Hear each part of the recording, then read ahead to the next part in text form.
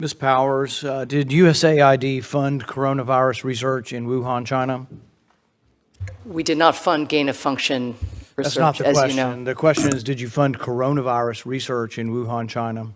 Before my time, there was the PREDICT program with which you're familiar, which ended in China in 2019. Yeah, this is a $200 million program, and the GAO has also identified that some of these grants went directly to the Wuhan Institute of Virology, where there is a suspicion that the lab leak began the pandemic. Has USAID awarded funds to the Academy of Military Medical Sciences in China?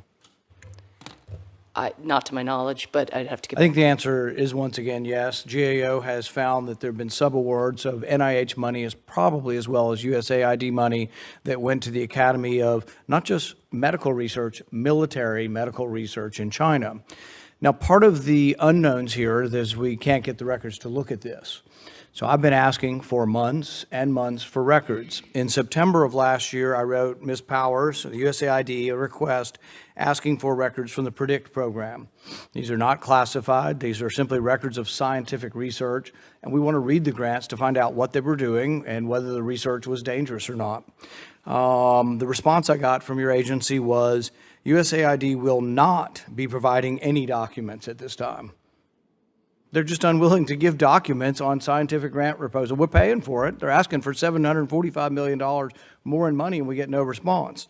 So 2 weeks ago, the ranking member, Risch, myself, and 25 other Republican senators, unfortunately, so far, signed a letter once again. It's still no response.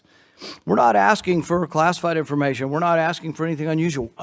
20 million people died around the world. You're supposed to be an agency that cares about the death of people around the world. We, talk about starvation and famine, and 20 million people died from a virus, and you won't give us the basic information about what grants you're funding around the world and who you're funding. Should we be funding the Academy of Military Medical Research in China? They're now off limits. But did we fund them? And who was making the decision? You know who ran the PREDICT program? UC Davis. Have you had any conversations with UC Davis about research in China and whether it was advisable? So again, to set the record straight, first of all, the PREDICT program ended in 2019. We have people and yet it goes on in other forums and other names. That's certainly not USAID program. Well, you have a program called Emergency Pandemic Threats Program still, don't you?